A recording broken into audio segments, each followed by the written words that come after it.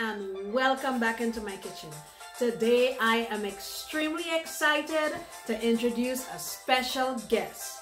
My daughter Jessie is joining me in the kitchen and she's gonna teach me a few tricks of her own. Come on, Jess. Hi everyone, I'm Jess. Today I'm gonna be making a Szechuanese dish called twice cooked fish fillet. It is a spicy, savory dish that is easy to make and even easier to eat. So come on with me and let's cook. Yay! Okay, so what I have right here is some tilapia. As I said before, I can't get the fish that is typically used in this dish, but this has a very familiar and similar mouth feel, so we're gonna use that. Now what we've done is we've cut it up in about 2-inch pieces, and it's about 2 pounds of this fish, right? You're gonna take some of this cooking wine, right? Some of this soy sauce as well, and then I have roughly chopped some ginger that we're gonna use for the purpose of seasoning, obviously. Then we're gonna marinate it. We're gonna let it sit to the side, preferably as long as you can, but for at least 15 minutes, okay? The other things that I have here for you guys, I just have my mise en place ready with some green onions. I have some Chinese chili peppers that are, just cut. And then I have some more garlic and ginger. Of course, you can never have too much garlic and ginger in Chinese food, so you always have to have some on standby. Now, here you're actually going to have some fermented black beans. Now, this, as well as our broad bean chili paste, which is called Doubanjiang, these things are going to be what makes the dish, okay?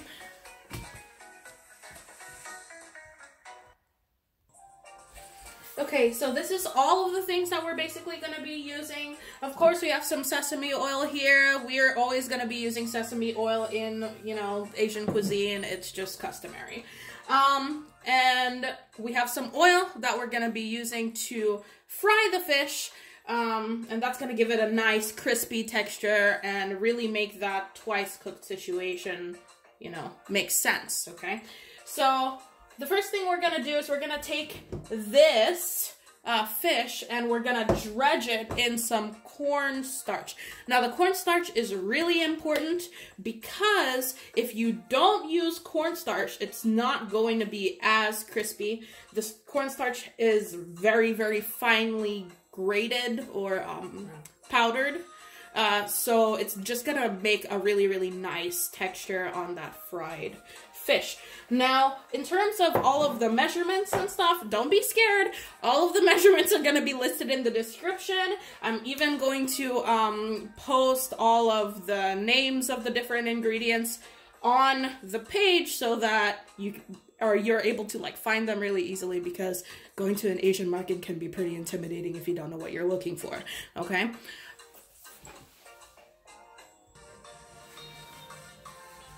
Okay, so as you can see, I'm just putting these in here. I'm giving them a nice light coating. You're not trying to get the outside layer like fried chicken. That's not what we want. We want something real, thin and crisp. So you're just gonna kind of pat it in there. You're gonna give it a little flipperoonie, right? And it's gonna kind of come out like a brown color. You don't want to overpack it. This brown color is actually what you want, right? Because then it's going to show you, it's sticky. It's not going to be overdone, right? Because all that stuff that comes off, it's going to come off right in your oil, and you're going to have to change your oil 10,000 times, and that's not going to be fun. So I'm just going to put this on the side here.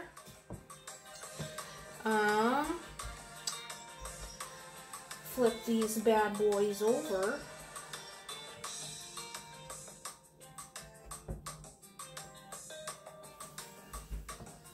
And put it to the side. Okay, so now all of the pieces are dredged. It kind of looks like this. Now, as I said before, don't be worried if it doesn't look like it's been dredged well. We don't want it to look like it's been dredged well. We want it to be brown and sticky so that when you put it in the fire, all the flour does not come off, or rather cornstarch, you know. So what we're gonna do now is we're gonna take this and we're gonna shallow fry it inside of our wok. You can use whatever you want, tongs. I use chopsticks because, you know, I would just prefer to use chopsticks. But really and truly, that's up to you and your comfort level. So we're just gonna take you over to the stove. Okay, so here we are with the oil in the pot. I prefer using a wok. Why would I prefer using a wok? The reason why is because you use less oil if you fry in a wok. You can shallow fry inside of the wok, okay? Now, how do you know that your oil is ready? I just take my chopsticks, I dunk it in there. When you see, like, you see those little bubbles kind of surfacing? That's how you know. So what we're gonna do is we're just gonna take a couple of them, not trying to go crazy or anything, because you don't want the temperature of the oil to go down too much.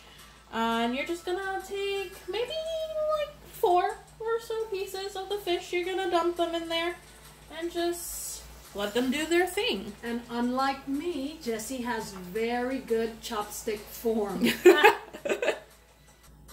Okay, so we just finished our first batch. Now you see they're real crispy, really thinly like coated here.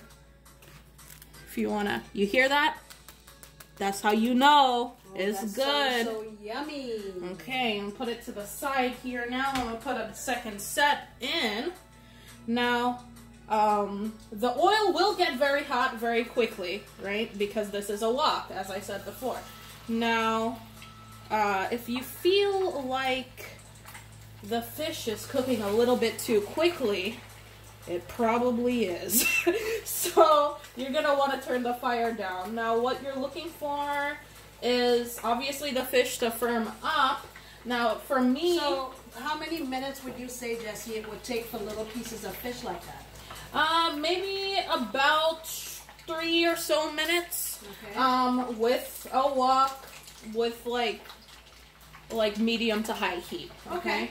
Like you're not trying to do anything too crazy. As I said before, these firm up pretty quick. It cooks pretty quickly. So do be careful if your stove is a little bit too hot, right? Because what'll happen is the outside is going to be cooked, but the inside is going to be raw, and that's not fun at a party. Okay, so here we go. We are putting the last bit into...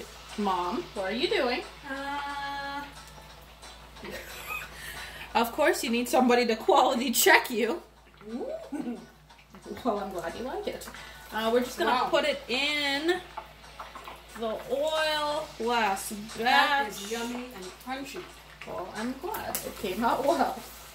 Okay, so you're just gonna put that in the oil there, let it sit, and you might be wondering, well, when exactly is it that I'm supposed to take this out? I don't know how to cook fish, it's battered. But let me show you. So there are a couple of places that you can look, especially if you have fish like this, right? But the meat will be cooked all the way through when you start seeing like the fibers pulling apart here. You see how there are like little striations, and you can see where the flesh used to be connected, but it's like no longer connected. See those little striations? That's how you know that it's cooked all the way through and it's perfect. Okay, so watch out for those little rings and those little like striations in the meat, and you'll be good to go. Okay, we are all done with the fish. You want to take a look at that. Looking real good, smelling real fragrant, little tiny bubbles at the top of the fry, meaning it's real crispy. And then we're gonna move on to the second phase, which is the twice cook, which essentially is the whole part of the dish. So I hope you're ready. Get your milk ready, because it's gonna be spicy. Okay guys, we're here in the second phase. You see my mom has a little wine glass. I have a little wine glass.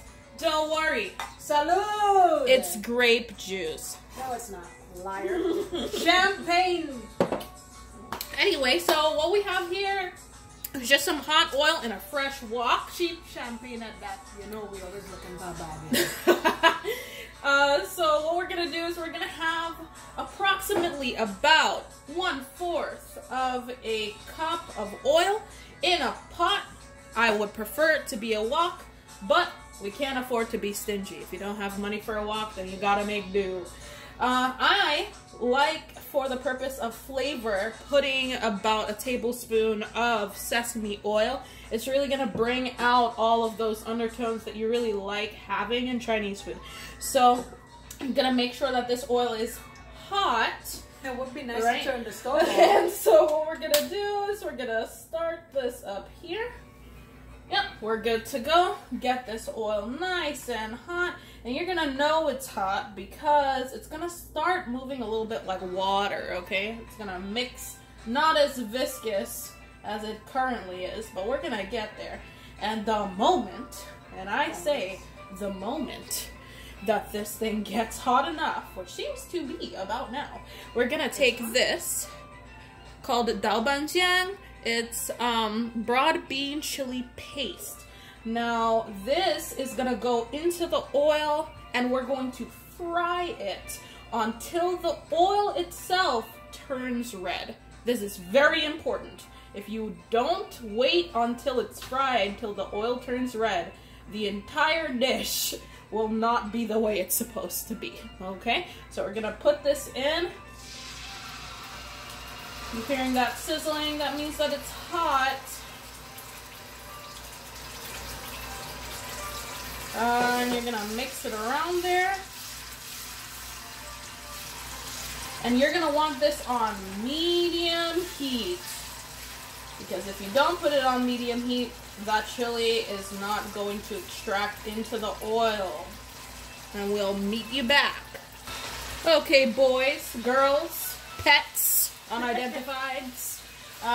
The oil is red.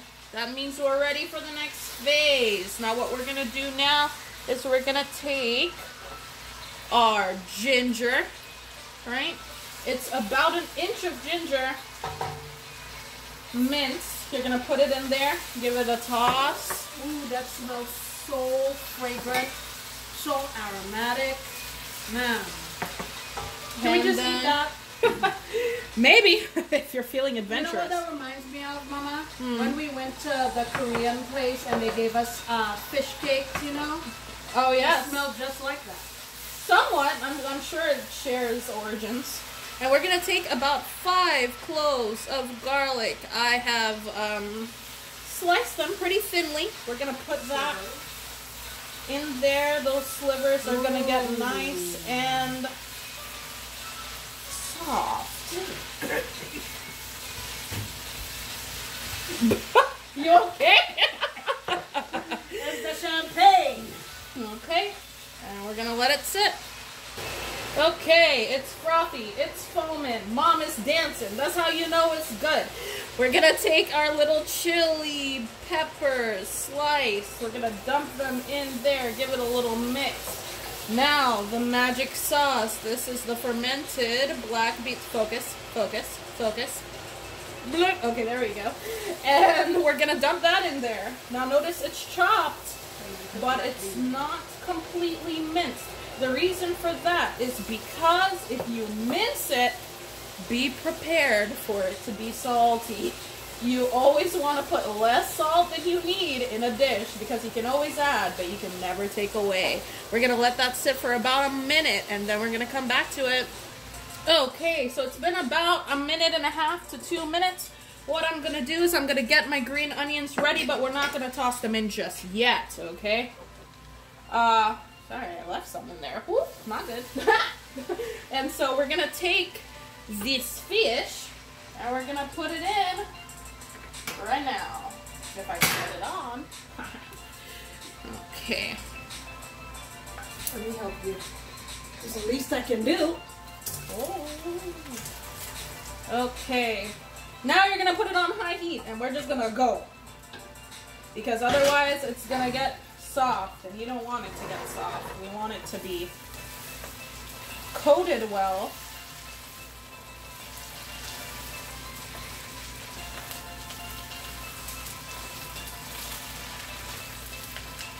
Oh my goodness, it smells so good here. Wow. What I want to know is why I've never had any of this from you before, Jessie. Circumstances. A likely story. Holding out on me. Maybe so. Okay, it's not going to take very long for this to fry up. And if you feel like finessing on them, you can flip the pan, but you don't really need to. Wow.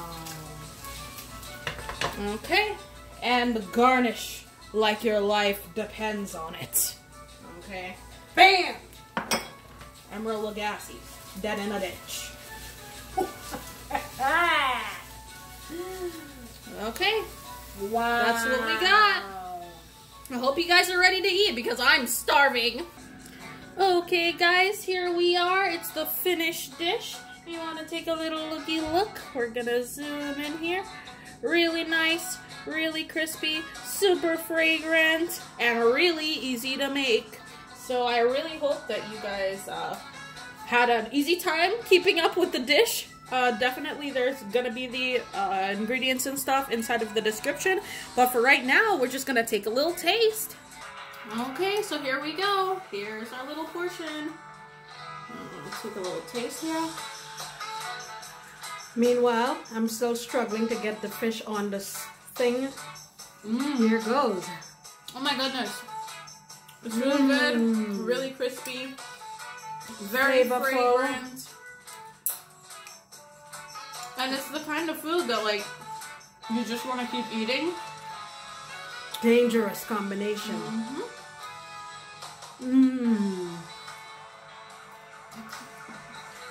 Taste the ginger, taste the garlic. Man, I think you guys really, really need to try this. I want to say a special thank you to Jessie for giving up her day to come and spend time with her mama and show me how to make this fish. Guys, thank you so much for stopping by. I sincerely hope you enjoyed this video and I urge you to try it because it's going to be Just flinging rice everywhere. Your family's going to love it. Come on, folks, do it. We'll see. Until next time, See you later.